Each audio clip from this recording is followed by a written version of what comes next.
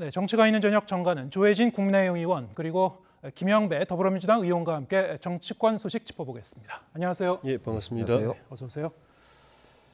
자, 일단 국민의힘 내부 상황 먼저 좀 짚어보겠습니다. 지금 전당대회가 아직도 한 달도 더 넘게 남아 있긴 합니다만 당권 경쟁에서 마지막 핵심 변수 중에 하나로 꼽혔었던 유승민 전 의원 오늘 불출마 입장을 밝혔죠. 배경 어떻게 보셨습니까?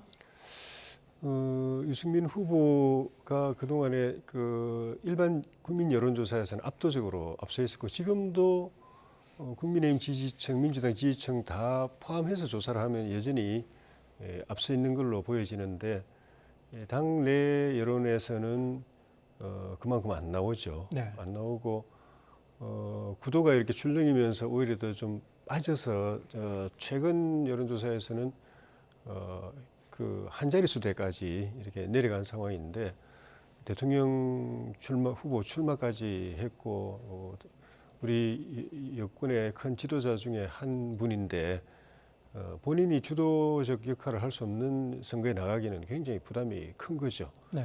근데 이 상황에서도 만약에 출마를 했을 때 현재의 양강 구도를 막 흔들어 가지고 3강 구도를 만들어내고 또 결선 투표까지 갈 전망이 보였으면은 아마 좀 긍정적으로 출마를 검토하지 않았을까 싶은데 나경원 후보가 이게 좀 흔들렸을 때도 그 중에 절반 가까이가 김기현 후보한테 가버려 가지고 김기현 후보를 쭉 끌어올리고 네. 그다음에 나경원 의원이 불출마 선언하고 난 뒤에 남은 그 지지층조차도 거의 안철수 후보 쪽에 그대로 가버리고 하는 그래서 양강 구도가 굳어지는 상황을 보면서 변동성이 별로 없는 걸로 판단한 것 아닌가.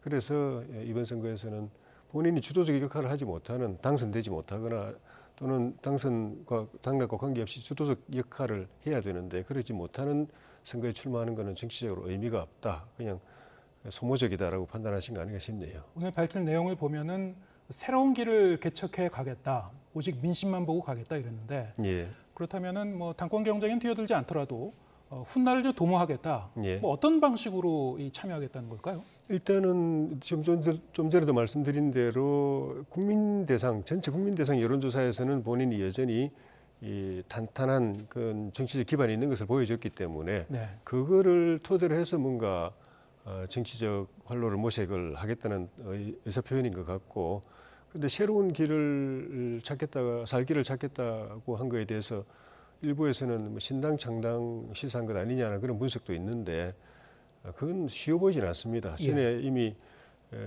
국민의당도 해봤고, 바른정당도 해봤고, 바른미래당도 또 해봤고, 그 뒤에는 또 새보수당까지 해봤는데 그 참 쉽지 않았거든요. 네. 지금도 그런 어려운 환경은 마찬가지일 거기 때문에 예. 당장 그렇게 별로 그렇게 좋은 결과를 내지 못했던 신당 창당이라는 방식으로 활로를 모색하는 것은 당장은 하기가 어렵지 않겠나 싶습니다. 예.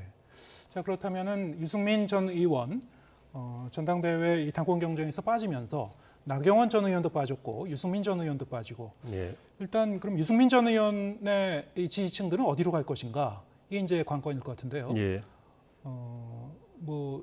안철수 의원에게 갈 수도 있고 아예 포기하는 사람도 있을 것이다. 예. 김기현 의원으로 갈 가능성은 그렇게 상대적으로 높지 않은 것으로 이제 관측이 되고 있습니다만 예. 최근 며칠 동안 나온 여론조사 결과, 오늘까지 나온 여론조사 결과들을 보면은 정말 그야말로 초접전인 그런 결과도 나오고 있고요. 예. 상당히 좀 예상외의 결과도 좀 나오고 있는 것 같습니다. 이 당심이 좀 요동치고 있는 건가 아닌가 예. 그런 생각도 들 정도인데 어떻게 보셨습니까? 일단 표 이동을 보면은 좀 전에 말씀드린 대로 나경원 전 의원의 표 같은 경우에는 막 흔들리던 그 시기에 대통령실과의 갈등 때문에 막 흔들리던 그 시기에 거의 절반 가까이가 김기현 후보한테 가서 김기현 후보가 쭉 1등으로 이제 급상승을 했고 네. 또 사퇴하고 난 뒤에 나머지 남아있던 그 지지층은 거의 또 안철수 후보에게 갔고 예. 그게 만약에 유승민 후보에게 왔으면은 유승민 후보가 3강으로 바로 되는 것이었는데 예. 안 돼 가지고 지금 이제 불출마까지 하신 것 같은데 이 표가 산술적으로 보면은 여론조사 결과를 놓고 보면은 거의 그대로 안철수 후보에게 간 것 같아요. 왜냐하면 불출마 선언하기 전에 김기현 후보하고 안철수 후보의 격차가 어떤 데는 6%, 어떤 데는 9% 이렇게 났거든요. 근데 지금 불출마하자마자 나온 제가 이제 보도된 건 이제 두 가지인데 그 불출마 직후에 바로 나온 여론조사는 거의 그 표만큼 안철수 후보가 올라가가지고 예. 1, 2위가 뒤바뀌었습니다. 네.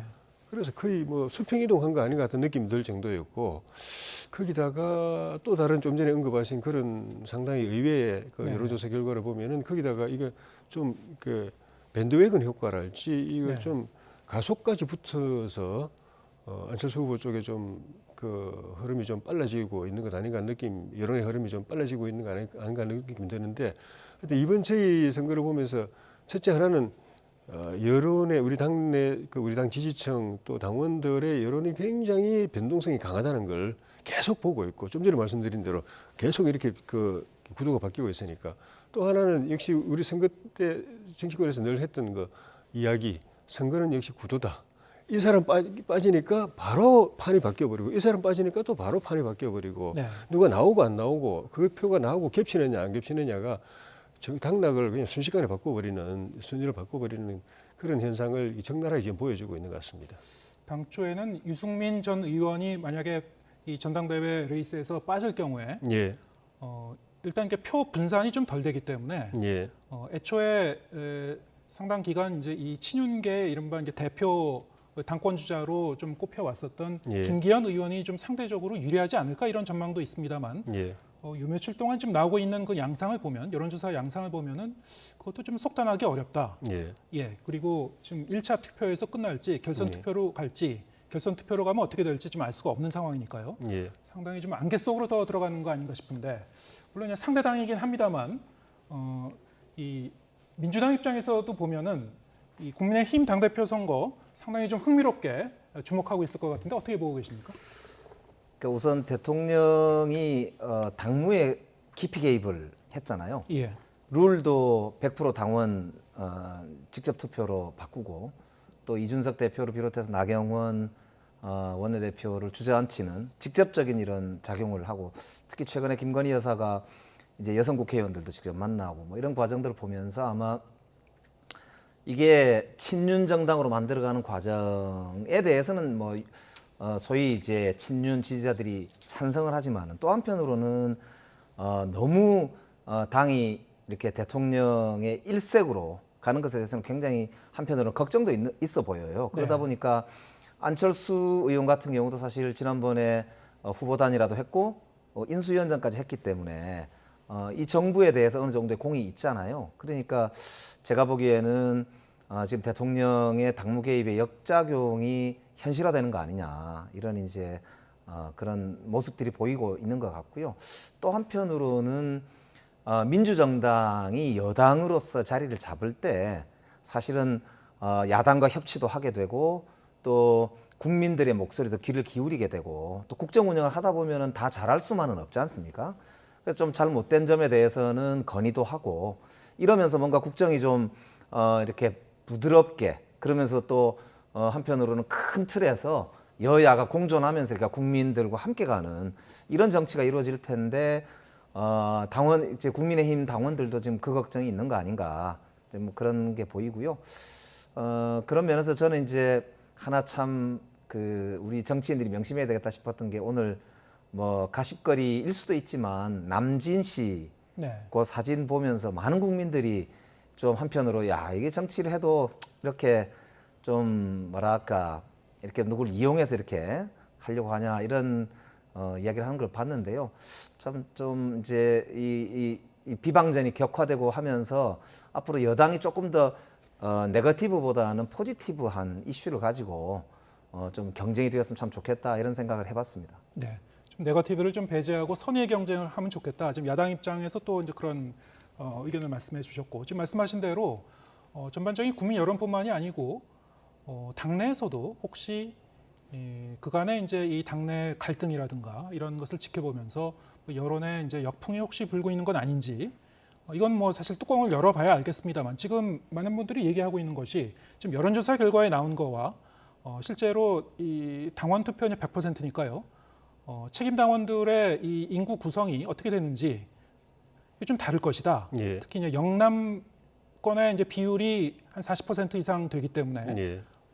뚜껑을 열고 보면은 이 여론조사 결과는 좀 다를 것이다 이렇게 보는 시각도 있고요. 좀 다르게 보는 시각도 있습니다. 어떻게 보십니까? 그러니까 지역적으로도 편차가 있고 네. 그다음에 연령대별로도 그 유권자층이 많은 연령대가 있고 적은 연령대가 있는 점도 있는데다가 기본적으로 이 여론조사의 정확도가 조금 문제가 있는 게 네. 이제 이 정도로 전국 그 대상 여론조사가 정확하게 이 흐름을 잡아내려면은 한 2, 3천 명 정도의 이 응답자가 있어야 되는데 500명 이하인 응답자가 500명 이하인 것도 많습니다. 네. 그거는 이 여론조사 자체가 이게 오류가 있을 가능성이 있어 보이고, 그다음에 여론조사가 맞다고 하더라도 좀 전에 말씀드린 것처럼 지금 우리 당원들이 하나하나의 이슈에 대해서 굉장히 예민하게 반응하면서 이렇게 여론이 출렁거리고 있기 때문에 오늘 이 시점에 여론만 잡아낼 뿐이지 흐름은 못 잡아내고 있거든요. 예. 오늘은 이 사람 1등이었는데 며칠 지나면 또 저 사람 1등이고, 그러니까 흐름을 못 잡아내는 측면에서 40일 이후에 그 결과를 지금 이 여론조사를 가지고 예측한다는 게 무모해 보일 정도로 이 변동성이 크고, 네.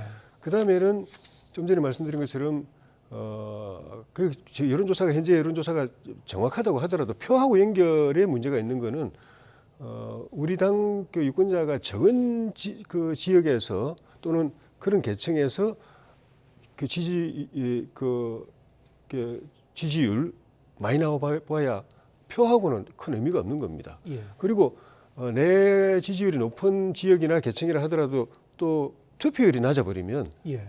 그게 표로 그대로도 반영이 안 되는 것이거든요. 이런 변수까지 있어가지고 지금은 40일 이후의 결과를 예측하는 게 참 굉장히 힘들고, 그런 측면에서는 뭐 좀 전에 최근에 어떤 분들은 뭐 게임 끝났다 뭐 그런 이야기까지도 하던데 이제부터 시작인 것 같고, 그 변수 하나하나의 이슈 하나하나의 여론의 이 그 예민한 반응 추이를 보아가면서 해야 될 것 같고, 당 입장에서는 이렇든 저렇든 간에 흥행은 잘 될 것 같은데, 예. 잘 될 것 같은데 네거티브는 안 했으면 좋겠다. 예. 이 국민들이 바라보는 우리 당원 지지층들 당원들이 바라보는 그 시선 속에는 그 분명히 있습니다. 누구든 그 긍정적인 이 경쟁을 하는 쪽이 좀 표를 더 많이 가져갈 가능성이 많다.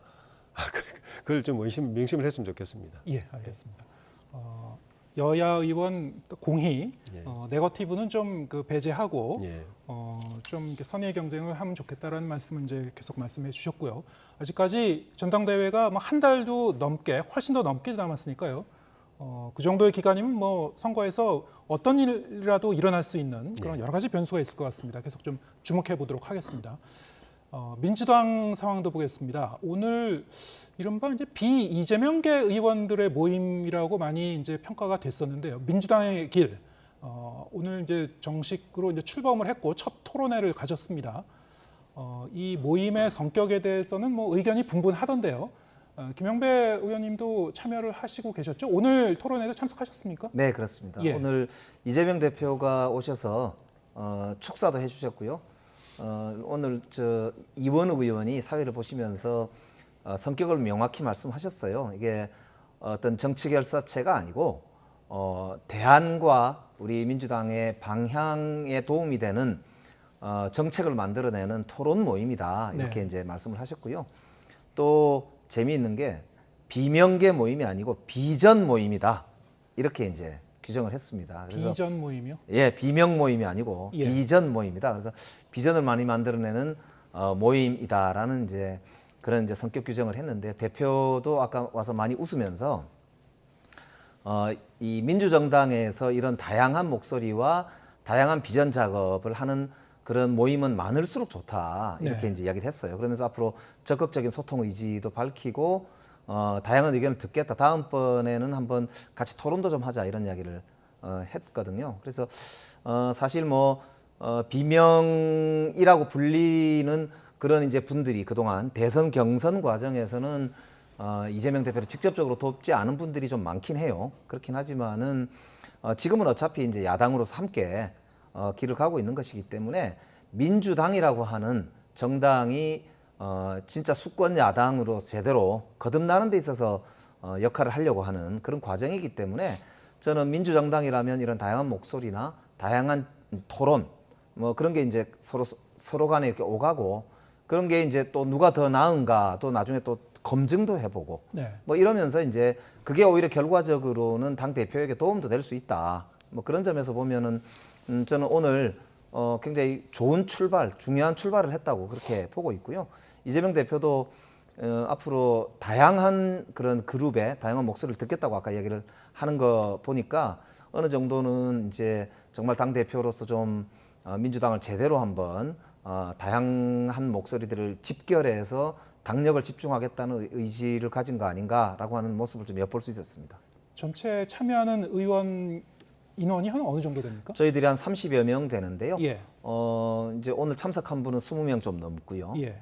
그래서 앞으로 주로 이제 오늘 많이 이야기됐던 게 민심으로 바라본 민주당의 길 그렇거든요. 예. 그래서 오늘 아픈 발제들이 있었습니다. 여론조사 전문가께서 나오셔서 민주당이 이 국민의힘에 비해서 오히려 인물 경쟁력, 그 다음에 국민들이 바라보실 때에 이제 소위 비토, 그러니까 비호감이라고 하죠. 비호감도.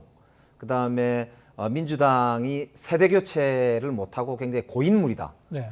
뭐 이런 지점에서 이제 앞으로 여론 지형에서 유리하지 않다라고 하는 그런 아주 아픈 대목들을 조목조목 짚어주셨어요. 네. 그래서 그런 면에서는 우리 민주당을 주도하고 있는 소위 운동권 출신들이나 아니면 나이가 50대에 접어든 그런 층이 좀 새로운 자기 역할 조정을 하면서 정말 신선한 리더십을 형성하고 새로운 모습을 보이고 정책을 만들어내는 데 있어서 예. 좀 오히려 모범을 보여야 되지 않느냐 뭐 이런 내부의 자성도 좀 많이 있었고요. 그래서 이런 혁신과 관련된 정치개혁과 관련된 정책 혁신과 관련된 이야기들 앞으로 깊이 있게 좀 많이 나누기로 그렇게 했습니다. 언뜻 생각하면은 이제 민주당의 길, 앞으로 당의 진로를 얘기하자면은 당이 지금 직면하고 있는 여러 가지 고민 중에서 가장 큰 고민 중에 하나가 역시 이재명 대표의 이 검찰 수사 아니겠습니까?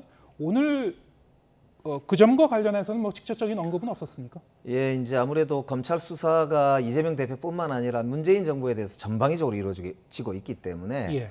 여론조사 전문가 말씀으로는 그런 이제 검찰의 수사가 직간접적으로 여론조사 결과에 특히 중도층의 여론에 상당히 영향을 끼치고 있다라고 예. 하는 점이 지적이 있었고요. 그 지점에 있어서는 이제 그럼 어떻게 하면 되느냐에서는 여러 좀 논란이 있었어요. 예. 그런데 이제 이재명 대표와 관련한 수사에 대한 직접적인 언급이나 이런 거는 저희들이 뭐 직접적으로 하지는 않았고요. 네. 전체적으로 어쨌든 검찰의 이런 짜여진 각본에 따르는 이런 저희 공세들이 예. 결과적으로 우리가 민주당이 분열하게 되는 모습으로 나타났을 때 중도층이 오히려 더 훨씬 더 여론이 빨리 돌아선다. 네. 뭐 이런 데 대한 지적들이 있어서 좀 더 신중하게 우리가 이런 이제 검찰 수사와 관련된 언급이나 좀 대응 이런 걸 질서 있게 좀 할 필요가 있다. 네. 뭐 이런 점들에 대해서도 오늘 좀 점검이 있었고요. 그래서 앞으로 저희들이 이제 이 소위 국민들이 보실 때 우리 지지층과 중도층 중에서도 민주당을 지지할 수 있는 중도층들에게 좀 더 매력적인 정당으로 되려면 이런 이제 여론의 지형을 잘 살펴가면서 우리가 이제 이 방침을 정해야 되겠다. 뭐 이런 그런 토론들이 좀 있었습니다. 이재명 대표는 축사만 하고 가셨나요? 아니면은 끝까지 축사를 계셨나요? 하시고 한 서너 명 정도 발언을 듣고요. 예. 그렇게 가셨습니다. 예. 이재명 대표가 참석을 했기 때문에 더 의원들이 좀 직접적인 언급, 사법 리스크에 대한 직접적인 언급을 하지 않았을 가능성은 있었던 게 아닌가 좀 그런 추측도 좀 해봅니다만 어쨌든 이재명 대표가 언론에서는 계속 이제 비명계 이 대표 의원들이 핵심적으로 참석한 그런 모임이라고 이제 보도가 많이 됐기 때문에 여기 이 대표가 참석한 것 자체가 상당히 좀 이채롭다. 이것은 어떤 의미인가 많이 주목을 했던 것 같습니다. 그죠. 그러니까 앞으로 저희들 민주당도 이제 야당으로서 내부 그런 이제 당내 민주주의를 확립하는 게 오히려 더 당에 활력을 주고 대표 입장에서도 폭넓게 이제 자신의 견해와 조금 다른 견해도 수용할 줄 아는 그런 포용성을 부각할 수도 있는 것이거든요. 그렇기 네. 때문에 오히려 중요한 것은 민주당이 야당으로서 자기 역할을 좀 더 분명히 하고 윤석열 정부의 그런 폭주나 이런 것에 대해서 분명한 견제 활동을 단합된 힘으로 할 수 있으면 그게 훨씬 더 민주당에게도 좋고 이재명 대표의 대표 역할도 오히려 강화할 수 있는 것 아니냐. 이런 점에서는 오늘 출발이 저희들 입장에서도 뭐 똑같은 견해가 아니라 할지라도 저는 나란히 가면서 또 서로가 이렇게 도울 건 돕고 또 다른 것에 대해서는 치열하게 토론하고 이런 이제 건전한 정당 민주주의 문화를 만들어가는 새 출발 아니냐 이렇게 네. 볼 수도 있다. 저는 그렇게 생각합니다. 알겠습니다. 어쨌든 이재명 대표는 이제 검찰의 이제 추가 소환에 대해서 나가겠다 얘기를 했고요. 뭐 그게 이 다음 주 주말이 될지 다다음 주 주말이 될지 뭐 그건 조율 중으로 알고 있습니다만 이와는 별도로 민주당이 돌아오는 오는 토요일부터 또 장애 투쟁도 이제 병행할 계획이죠. 국민 보고 대회 형식으로 지금 계획하고 계신 걸로 알고 있는데, 자 여기에 대해서 여야 의원 양쪽의 의견을 좀 들어보겠습니다. 여당 쪽에서 어떻게 보고 계신가요? 결국 이제 이재명 대표의 당 동원 훈련 같은 네. 당 조직 동원 훈련 같은 그런 느낌을 받습니다. 1차 동원 훈련이 지난번 성남지청 출두에서 또 지도부와 의원들 50여 명이 이제 같이 가게 된 건데 결과적으로 별로 이렇게 저도 뭐 말씀드렸지만 별 도움이 안 될 거다. 네. 법리를 가지고 또 사실관계, 혐의 사실을 가지고 다투어야지. 그렇게 하면 할수록 오히려 검찰은 정치적으로 안 밀리기 위해서 법리를 사실관계, 혐의 사실을 더 깊이 파고들고 법리를 더 꼼꼼하게 완벽하게 구성을 할 것이기 때문에 저건 별로 도움이 안 될 거다라고 생각했는데 그리고 오히려 그 직후에 민주당 여론조사는 좀 더 떨어졌던 것 같고 네. 그래서 이제 장외로 나가가지고 당원들, 열렬 지지층들을 이제 또 다시 동원해가지고 검찰이나 법원을 압박하려고 하는 것 같은데 일단은 저희가 볼 때는 지난번 1월 임시국회도 그 소집 안 해도 되는 것인데 또 현안도 없는데 그러니까 서로 합의할 수 있는 현안도 없는데 그 기간에 혹시라도 구속영장 청구될까 봐서 청구되면은 국회에서 체포영장 기각시키려고 딱 준비한 것밖에 안 됐거든요. 그 한 달 동안 아무것도 한 게 없고 회의도 안 열리고 어제 겨우 마지막 본회의 열어가지고 보통 한 150개 정도 법안을 통과시키는 본회의인데 6개 달랑 네. 통과시키고 그리고 이제 다시 또 이제 내일 모레부터 또 2월 임시국회를 여는데 2월 임시국회 2월 2일부터 열고 첫 행사라는 게 민주당 입장에서 첫 행사가 이틀 뒤 2월 4일에 장외로 나가는 거란 말입니다. 이것도 결국은 결과적으로는 방탄 국회 임시국회밖에 안 되는 것 아닌가 하는 그런 생각이 들고 그게 효과가 없을 텐데 네. 생각도 들고 그래서 국회 열어놓고 밖에 나가는 거 정말 국민들 안 좋아하기 때문에 국회는 국회 안에서 또 할 말 있으면 안에서 하고 또 당대표는 당대표대로 자기 혼자서 사실관계 또 법리 가지고 검찰하고 다투고 그게 해야지 이렇게 가는 거는 같은 국회 같은 또 정당 또 국회의원으로서도 보기 안 좋지만 여론이 별로 안 좋을 것 같아요. 예, 알겠습니다. 국회 자체도 이제 개점 휴업 상태인데 사실상 이렇게 장외 투쟁을 이제 병행하는 것 자체가 여론에 어떻게 비춰질 것인가, 오히려 이 방탄 프레임 쪽으로 이제 더 비춰질 가능성이 높다 이렇게 이제 비판적으로 보셨습니다.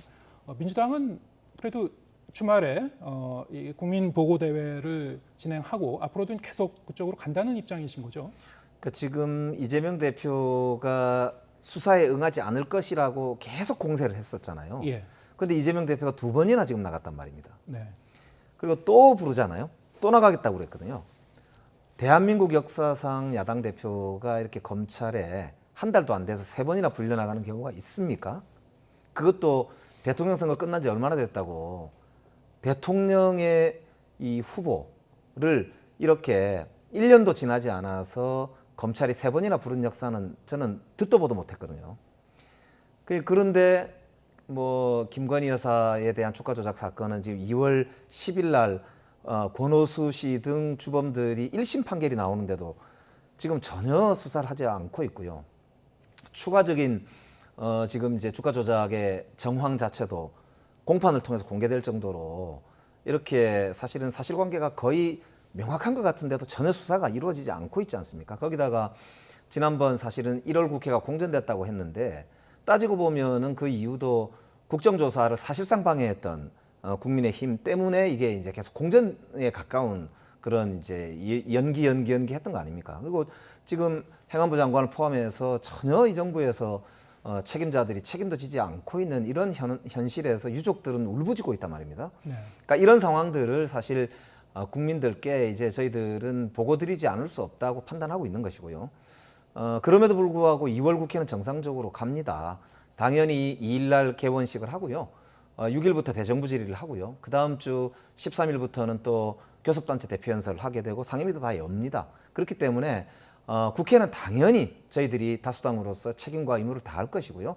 그런 연장선상에서 그럼에도 불구하고 아무리 국회에서 저희들이 떠들어도 요만큼도 안 들어주고 야당은 싹 깔아뭉개고 야당 대표는 한 번도 국정 파트너로 인정하지 않으면서 수사만 계속하고 그것도 증거도 새로도 나온 것도 없고 이게 도대체 지금 야당을 어떻게 하라는 겁니까?